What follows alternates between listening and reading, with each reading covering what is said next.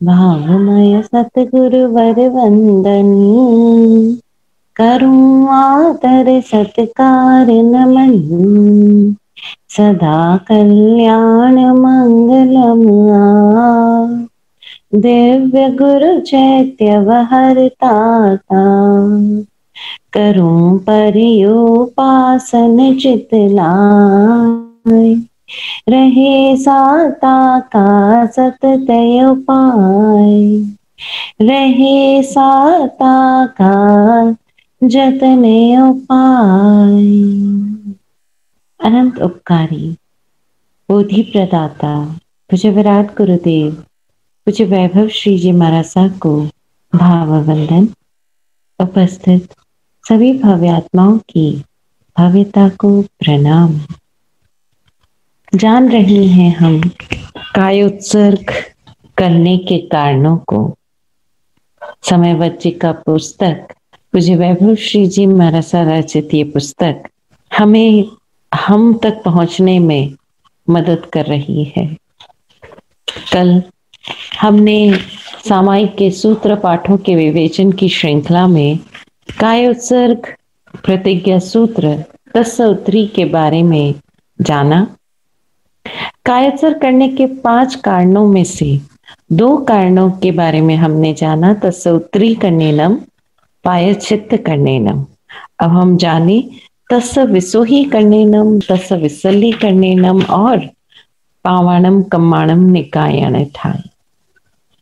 जैसा कि कल भी हमारी चर्चा हुई कि ये पुस्तक अनुभव ज्ञानियों द्वारा रचित पुस्तक है और इनके अनुभव से हम दिशा निर्देश तो प्राप्त करें, लेकिन इस अनुभव को इमिटेट करने की कोशिश ना करें। ये जो दिशा निर्देश है, इनके शब्दों को पकड़ कर ना बैठ जाए, वरना तो वही वाली बात होगी कि एक सहारा छोड़ के दूसरा पकड़ लिया, एक बंधन छोड़ के दूसरे बंधन में बंध गए, जबकि हमें तो बंधन मुक्त यात्रा करनी है ना। तो हम जानिए आज तीसरे कारण को समझें। कल हमने जाना कि पहला है कि जो हमारे भीतर प्रश्न है उनके उत्तर प्राप्त करने के लिए ये कायोत्सर्ग करूं। वो आत्मा जो प्रश्न ही प्रश्नों से भरी है, जिसमें बहुत आग्रह है, जिसमें बहुत हठ है, उसमें बहुत सारे कषाय हैं, मैं उन सबके उत्तर प्राप्त करने के लिए क्यों, कौन, क्या, इन सबके उत्तर प्राप्त करने के लिए मैं ये कायोत्सर्ग करूं। और उसका दूसरा कारण भी हमने जाना कि मैं प्रायश्चित करने के लिए करूं, पश्चाताप नहीं, प्रायश्चित। प्रायश्चित यानी चित्त में शुद्ध भावों की आवक, मैं चित्त की विशुद्धि के लिए कायोत्सर्ग करूं। तीसरा कारण है पेज नंबर 233 पर लास्ट लाइन से शुरू होता है, तस्स विसोही करनेन, विशोधि के लिए। चित्त की शुद्धि के पश्चात भी स्यात् आत्मा में विभाव दशा बनी रहती है। इसके लिए संस्कारों की विशुद्धि आवश्यक है। कई बार मनुष्य में इच्छा तो नहीं है, मगर वह पूर्व संचित संस्कारों के बने रहने से पुनः पुनः वो कार्य करता जाता है जिसकी उसे आवश्यकता नहीं है। जैसे शराबी, नशेड़ी, भंगेड़ी इच्छा से शराब पिए न पिए, आदतन पीते जाते हैं। जैसे अभी मुझे कोई बता रहा था, कोल्हापुर के आसपास एक ऐसा गांव है जहां पर एक ऐसी अमावस्या मनाई जाती है, पता नहीं उसे नाली अमावस कहते हैं या क्या अमावस कहते हैं। उस दिन पूरा ही गांव इतनी शराब पीता है, इतनी शराब पीता है, सुबह से लेकर रात तक कोई दुकान नहीं, कोई कामकाज नहीं, इतनी शराब पीता है कि लोग नाली में ही पड़े मिलते हैं। अब कोई पीना चाहे ना चाहे, उसकी कोई इच्छा नहीं है, उसकी कोई वो भीतर से वो कोई शौक वौक नहीं है, लेकिन आदतन पिए जाते हैं। धार्मिक लोग संस्कारवश धर्म क्रिया के नाम पर भगवान की शादी ब्याह के मनगढ़ंत उत्सव मना लेते हैं। आप देखो अक्सर लोग यूं नाचते कूदते नहीं है, लेकिन मंदिर में जब भक्ति भक्ति होती है तो बड़े बुजुर्ग सब नाचते नजर आते। क्या कहेंगे कि नहीं हमें ऐसे नाचना पसंद नहीं है, पर ये तो हम भगवान की भक्ति के लिए नाच रहे। साधक पुनः मोहनीय कर्म के जाल में फंसकर नए नए बंधन बांध लेता है। अभी देखो ना, हमारे यहाँ भी पर्यूषण के दौरान वो 14 सपने सजाएंगे, बच्चों को सजाएंगे, भगवान महावीर का जन्म मनाएंगे। वो जैसे जन्माष्टमी पर कृष्ण जन्म मनाते हैं और वो झांकियां सजाते हैं, तो हम भी यहाँ पर वो वर्धमान की झांकी सजा लेते हैं और बिल्कुल वैसे ही गीत गाते हैं। यशोदा और कृष्ण की जगह पर कृष्णा और वर्धमान नाम डाल देते हैं और पूरे पूरे उत्सव मना देते हैं। ये सब क्या है? संस्कारवश धर्म क्रिया। उससे बचने के लिए विभाव दशा का विशुद्धिकरण किया जाता है। हम जाने तो सही कि हम कर क्या रहे हैं, हमारी दशा क्या है, भीतरी दशा क्या है। अतः साधक क्या कहता है? अपनी इस विभाव दशा का विशुद्धिकरण करने के लिए विसोही कर्णेनम। विसोही कर्णेनम उस कषाय आत्मा की विशुद्धि के लिए होता है। भगवान महावीर ने आत्मा के भी कई भेद बतलाए हैं।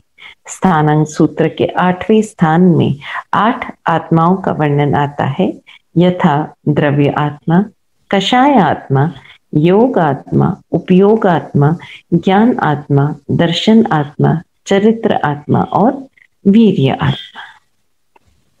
जब जब आत्मा कषायों में रमण करता है तब तब उसकी शुद्धि आवृत होती जाती है, यानी जो शुद्ध आत्मा है उस पर कषायों के आवरण आते जाते हैं। वह अशुद्ध आत्मा कायोत्सर्ग द्वारा विशुद्धि यानी विशेष शुद्धि को उपलब्ध होती है। अतः कायोत्सर्ग करने का तीसरा कारण है विसोही कर्णेनम। प्रायश्चित करने के बाद चित्त की शुद्धि तो हो ही जाती है, किंतु उसकी विशेष शुद्धि करने के लिए कायोत्सर्ग की साधना की जाती है। शोधन करने का अर्थ खोज करना भी है, जानना है, अपने भीतर ही खोज करना है। अब चौथा कारण तस्य विसल्लीकरणेनम। जो शल्य गड़े हुए हैं, जो कांटे हमारी आत्मा में गड़े हुए हैं, उन शल्यों को दूर करने के लिए विशुद्धि करने के पश्चात साधक चित्त की गहराइयों से संकित तो हो जाता है, मगर किसी पर्टिकुलर व्यक्ति, वाद, वस्तु, विधा के प्रति अच्छे बुरे का भाव स्याद बना रहता है। होता है ना, कई समझदार व्यक्ति हैं लेकिन फिर भी चाहे किसी भी कारणवश किसी एक चीज के प्रति, व्यक्ति के प्रति, कोई धारणा के प्रति कोई ना कोई अच्छे बुरे का भाव रहता है। शास्त्रकार ने उसे शल्य अर्थात कांटा कहा है, जो अंदर ही अंदर गड़ता रहता है।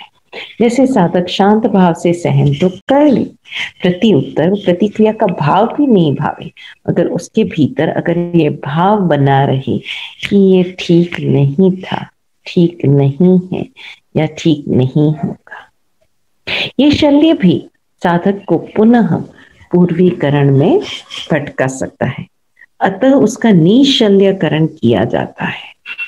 उस शल्य युक्त आत्मा को शल्य रहित करने के लिए भी कायोत्सर्ग किया जाता है।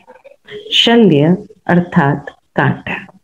जिस प्रकार पैर में चुभा हुआ कांटा पूरे शरीर को सालता है, अब देखो इतना बारीक कांटा होता है कि कई बार तो नंगी आंखों से दिखता भी नहीं है, लेकिन वो एक कांटा हमारे पूरे शरीर की समाधि को भंग करता है। हम लोग सो नहीं पाते, चल नहीं पाते, बैठ नहीं पाते। वो पैर में चुभा हुआ कांटा पूरे शरीर को परेशान करता है, सालता है, पीड़ा पहुंचाता है, गति करने में बाधा देता है। उसी प्रकार आत्मा में रहा हुआ माया, निदान एवं मिथ्या दर्शन का कांटा संपूर्ण चेतना को, प्राणों को ऊर्ध्वगामी बनने में बाधा पहुंचाता रहता है।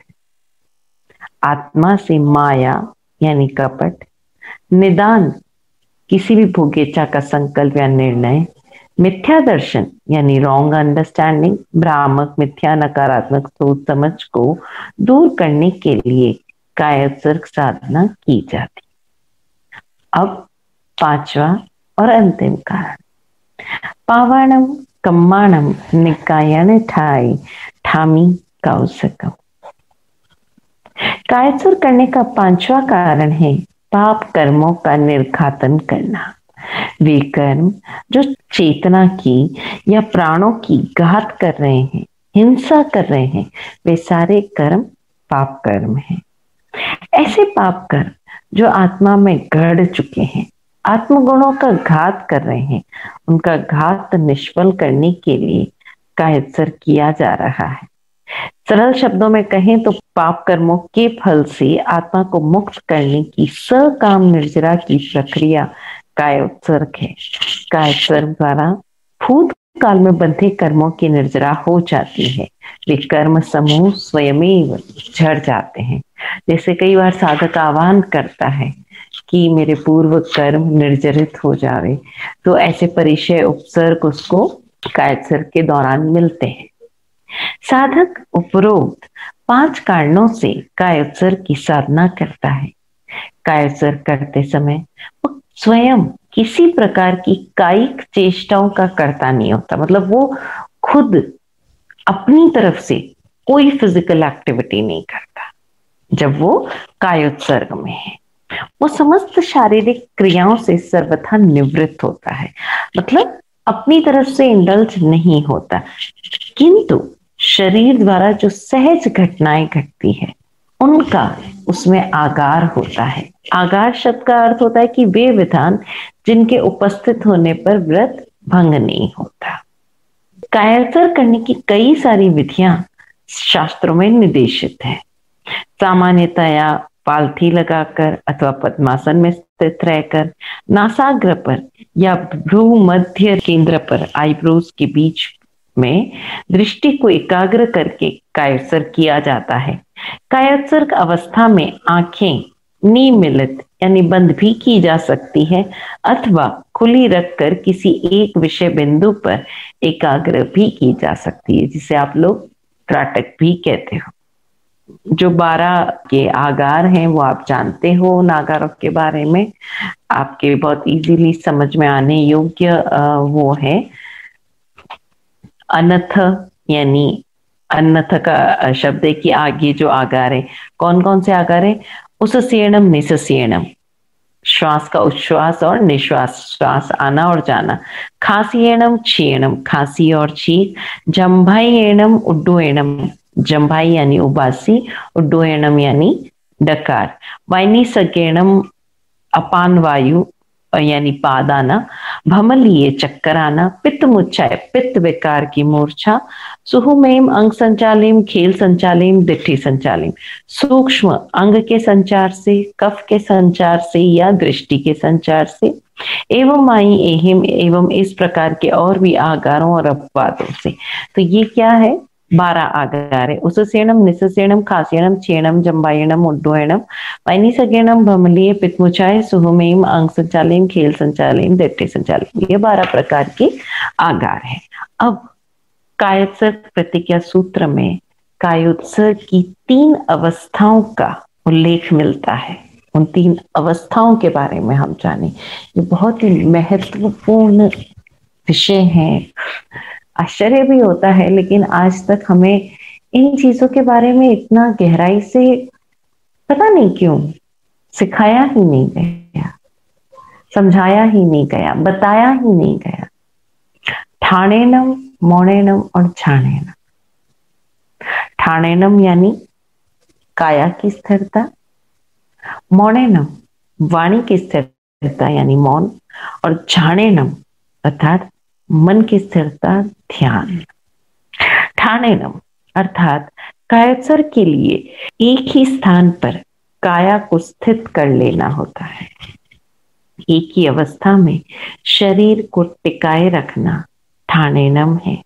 अब यदि शरीर पर कोई मक्खी, मच्छर, चींटी आदि आ जाए तो व्यक्ति उसको भी सहन करे, प्राप्त संवेदनों के प्रति दृष्टा भाव से तटस्थ बना रहे। कायोत्सर्ग अवस्था में स्थित साधक मक्खी मच्छर को हटाने का अथवा पसीना पोंछने का, वस्त्रों को ठीक ठाक करने का ख्याल नहीं रखे। अक्सर हम देखते हैं कि ध्यान में बैठते हैं तो हम इतना खुद को रिजिड बना लेते हैं, जैसे अंगुली ऐसे होनी चाहिए, इतना कड़क होकर बैठते हैं, शरीर को तान कर बैठते हैं। अब जब शरीर तना हुआ को, शरीर को स्थिर रखना है, फर्क समझिए दोनों में। रीढ़ की हड्डी सीधी रखनी है लेकिन उसको तानना नहीं है। आपको पद्मासन में बैठना है लेकिन पांवों को तानना नहीं है। हाथ आप कायोत्सर्ग मुद्रा में या ज्ञान मुद्रा में रखिए, ध्यान मुद्रा में रखिए, लेकिन अपनी उंगलियों को, अपने हाथों को, अपने शोल्डर्स को तानिए मत, उसको रिजिड मत बनाइए, उसे कसिए मत। क्योंकि अगर आप जैसे ही उसको कसोगे थोड़ी देर में आपको पता चलेगा गड़बड़ हो जाएगी, आप उस आसन में नहीं रह पाओगे, आपकी काया हिलेगी डुलेगी। आप सिंपल सी बात है ना, मुट्ठी को एकदम टाइट पकड़ के रखो, थोड़ी देर बाद अपने आप नसें ढीली पड़ेगी, मुट्ठी की उंगलियां खुलने लगेगी। लेकिन अगर आप हाथ ऐसे ही छोड़ दो तो चाहे जितनी देर हाथ ऐसे रखो कोई फर्क नहीं पड़ने वाला। तो पहला आपको क्या करना है, पहली अवस्था आपके कायोत्सर्ग की क्या होगी कि शरीर की स्थिरता रखोगे। अब बताओ, जब शरीर की स्थिरता रखोगे तो कोई प्रकट में कायोत्सर्ग में वो कैसे बोलेगा, लोगस। फिर है मोणेनम। मोणेनम अर्थात मौन हो जाना। अब मौन हो जाना केवल बाहर बोलने वाला नहीं, अंदर भी नहीं बोलना है। जब अंदर भी नहीं बोलना है तो लोगस कैसे बोलोगे। कायोत्सर्ग समयावधि में साधक बोले नहीं, जीभ तालु का संचालन करते हुए जाप ना करें। जबकि हम तो पूरे टाइम सामायिक में क्या करते हैं, किसी न किसी चीज का जाप। अच्छा, कायोत्सर्ग करते भी हैं तो क्या करते हैं, खटाखट 2 लोगस बोले, 16 लोगस बोले, 18, फिर वापस बैठ गए, मियां वाली तो सामायिक ले ली हमने, सामायिक हो गई अपनी। जबकि सामायिक में प्रवेश करने में ही आपको समय लग जाता। जीभ तालु का संचालन करते हुए जाप न करें। अक्सर लोग कायोत्सर्ग में लोगस पाठ को उच्चारित करते हैं, मन ही मन बोलते हुए भी होठों को हिलाते रहते हैं। ऐसे में वचन प्रयोग तो बना ही रहता है, ध्यान में तो वचन प्रयोग संभव है, कायोत्सर्ग साधना में संभव नहीं। कायोत्सर्ग साधना में वाणी का अंतः बाह्य, अंदर भी नहीं बोलना, बाहर भी नहीं बोलना। इसलिए अक्सर हम आप लोगों को जब हम प्रतिक्रमण करवाते हैं तब कहते भी हैं कि प्लीज आप लोग मन में भी लोगस ना बोले। हम बाहर प्रकट में इसलिए लोगस बोल रहे हैं कि बाय द वे आपके मन के विचार या आपका मन कहीं इधर उधर डोल ना जाए, तो एक आलंबन के लिए हम लोगस बोल रहे हैं कि भाई अपने सारे मन के चित्तों को, अपने सारे भावों को, विचारों को इस लोगस की तरफ, जो यहाँ मंच से बोला जा रहा है, आप उसकी तरफ उसको मोड़ लीजिए। अन्यथा तो उसकी भी आवश्यकता नहीं। और हम तो चाहते हैं कि ऐसी स्थिति आए धीरे धीरे कि हम ये लोगस को हमें सुनना भी ना पड़े। तीसरी अवस्था है झानेनम। झान अर्थात ध्यान। ध्यान को चंचलता से रहित कर किसी एक ही विषय बिंदु पर समग्र अवधान कर लेना झानेनम है। समग्र अवधान, आपका पूरा की पूरा ध्यान कहाँ है, ध्यान मन के सारे चित्तों से अलग हटकर किसी एक विषय बिंदु। अब वो विषय बिंदु कुछ भी हो सकता है, विषय बिंदु का अर्थ बाहर नहीं है, खुद के भीतर है। जैसे मैं कौन हूं, चिंतन मनन उसी पर चले। ध्यान की एकाग्रता होने पर ही काया से ऊपर उठना, मन के पार जाना संभव है। यही कारण है कि ध्यान को स्थिर कर लेना विविध विभावों एवं विषयों में खंड खंड भटकने से रोकना झानेनम है। इस प्रकार तीनों योगों द्वारा कायोत्सर्ग साधना संपन्न होती है। आर्त ध्यान, रौद्र ध्यान से सर्वथा निर्लिप्त आत्मा तीनों योगों से निसंग होकर देह भाव से ऊपर आ जाती है। यही कायोत्सर्ग साधना का अर्थ है। कायोत्सर्ग साधना में आत्मा धर्म ध्यान एवं शुक्ल ध्यान में होता है। इसीलिए वह स्वभाव सिद्ध आत्माओं के गुणों की स्तुति करता है। सामायिक साधना का साधक कायोत्सर्ग अवस्था में लोगस के पाठ में 24 तीर्थंकरों की स्तुति करता है। जिन स्तुति चिंतन करता है और इस प्रकार के कायोत्सर्ग द्वारा साधक आत्मगुणों की अभिवृद्धि एवं दोषों की शुद्धि करता है। कायोत्सर्ग प्रतिज्ञा पाठ गीतिका के रूप में सायंकालीन सामायिक साधना शीर्षक के अंतर्गत दिया गया है।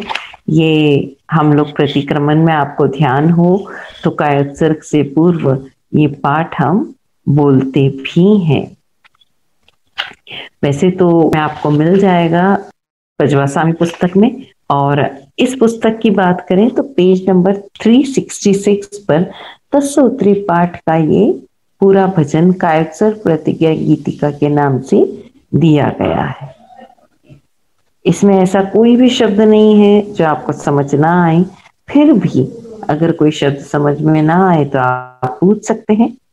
पूर्वाग्रह हठ से निवृत्त हो, उत्तर जागृति निज करता हूँ, काया से उत्सर्गित होकर सिद्धि में चित्त को भरता हूँ। काया के सब प्राकृत कारण, मल छींक काज कफ मूत्र मेरा, खांसी संचालन अंग आंख जमहाई आदि से चित्त हेरा।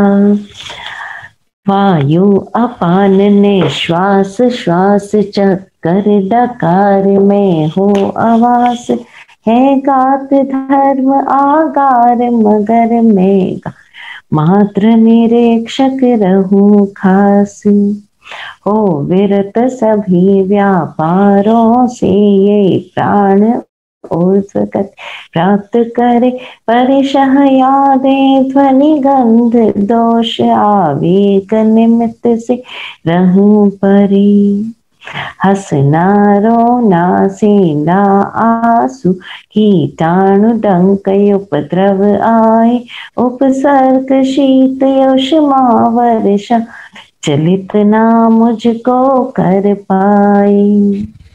मैं भुला रहा दुष्कृत्य निजी प्रायश्चित निष्ठ करता हूँ, ओ नमन सतत 24 को मैं ध्यान उसी का धरता हूँ। तुम हो अनंत अशरीर प्रभो, ये क्षण मुझको भी साध्य बने, जब तक ना पारूं मैं तब तक स्वभाव तवन आत्मसनी। अचल में मौन अखंड अभंग, ध्यान में आत्मा बनी असंग। विसरता हूँ आत्मा से मैं, धर्म अरु शुक्ल ध्यान गत में। इस प्रकार कायोत्सर्ग करते समय आवश्यक अथवा सहज कायिक क्रियाओं के साथ उदित निमित्त प्रेरणा प्रसंगवश विभाव का आवेश एवं कर्म उदेवना में विभाव की नूतन आवेग आत्मा को वसराता हूँ एवं संकित होने का संकल्प करता हूँ। वो सरामी वो सरामी वो सरामी। ये हुआ सामायिक जो हम करते आए हैं अब तक, उसमें तत्सूत्री करने में पाठ की समझ। एक छोटा सा चैप्टर और हम लेते हैं कायोत्सर्ग की समझ। प्रचलित सामायिक व प्रतिक्रमण के कई तरीके हैं। विभिन्न संप्रदायों में विभिन्न तरीकों से सामायिक की जाती है और कई बार कायोत्सर्ग किया जाता है। वैसे कायोत्सर्ग का विधान मूल पाठ करेमी बनते में नहीं है। सामायिक में पहले मन की अवस्था को सम किया जाता है, तभी कायोत्सर्ग संभव हो पाता है। जब साधक सामायिक के 6 आवश्यक पूरे कर लेता है और अपनी पाप आत्माओं का वोसरण कर लेता है, तब वह तो शुद्ध हो जाता है, किंतु फिर भी ये संभावना तो रहती ही है कि प्रतिपक्षी के मन में शल्य बना हुआ हो। इसलिए 6 आवश्यकों के बाद में साधक सभी जीवों से क्षमा याचना और मिच्छामि दुक्कडम करता है। ऐसा करके वो अपने पापों के बोझ से अपने को हल्का अनुभव करता है। उसका चित्त शांत और आनंदित हो जाता है। ऐसी स्थिति में ही कायोत्सर्ग साधना संभव है। कायोत्सर्ग सामायिक की सकाम साधना का एक उत्कृष्ट तप है जिसमें कई भवों के ताप को आत्म ध्यान में निर्जर किया जाता है। कायत्सर का अर्थ है आत्मा का काया रूपी संसार, यानी सर्ग से ऊपर उठ जाना, अर्थात देह में रहते हुए विदेह हो जाना। ऐसी स्थिति में साधक प्राय संकित होता है और 7वें गुणस्थान तक ऊपर चढ़ता है। बाद में यदि वह उपशम श्रेणी में न जाए तो 11वें गुणस्थान को पार करके अंततोगत्वा सिद्ध हो जाता है। गुणस्थान का अर्थ होता है भाव युक्त आत्मा की मानसिक स्थितियां, किंतु यह अभी हमारा विषय नहीं है। गुणस्थान का विषय कायोत्सर्ग तभी किया जा सकता है जब साधक चित्त को स्थिर व शांत कर पावे, अन्यथा माला तो कर में फिरे, जी फिरे मुख माय, मनवा तो जहु दिशी फिरे, ये तो सुमिरन नाय। इस तरह का दिखावटी देहिक ध्यान हो उसका कोई अर्थ नहीं। इसलिए कायोत्सर्ग करने से पहले मन में जमा हुए प्रश्नों का उत्तरीकरण, तस्य उत्तरीकरण, मन का सरलीकरण यानी पायचित्र करने, भावों का विशुद्धिकरण यानी विसुही करने, एवं संज्ञा में बसी गांठों का निशल्लीकरण यानी विसरलीकरण किया जाता है।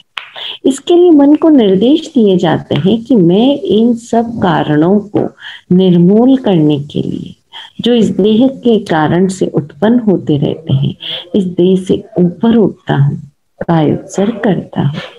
कायोत्सर्ग की अवधि में मलमूत्र, खुजली, खांसी, छींक, कफ आदि परीक्षाओं में भी मैं विचलित नहीं हूँ और मेरा ध्यान इन क्षुद्र व्यापारों से हटकर अपनी आत्मा में अवस्थित हो जाए। इसलिए कायोत्सर्ग से पहले तस्य उत्तरी का पाठ किया जाता है। ये पाठ प्राकृत में होने के कारण लोग इसका अर्थ ही नहीं जानते, फिर वे इससे भावित कैसे हो सकते हैं? गलती नहीं है ना, आप पाठ बोल रहे हो, आपको शब्दार्थ भी मुश्किल से पता है और पता भी है तो पहले आप पाठ बोलोगे, फिर आपका माइंड उसको हिंदी में ट्रांसलेट करेगा, फिर उस ट्रांसलेशन का भावार्थ समझोगे। मुश्किल है, मुश्किल है। इसलिए इस पाठ को हम हिंदी भाषा में जानते समझते हुए संगीत में बोलने की सलाह देते हैं, ताकि जब आप बोलो तो कम से कम आपका मन तुरंत उससे कनेक्ट करे और तुरंत आपको भावों तक पहुंचने में मदद करे। कायोत्सर्ग में अपना ध्यान शरीर से हटाकर शुद्ध प्रबुद्ध आत्मा पर लगाया जाता है। अतः 24 तीर्थंकरों के गुणों का चिंतन, तीर्थंकरों एवं गुरुओं के गुणों की अनुप्रेक्षा की जाती है।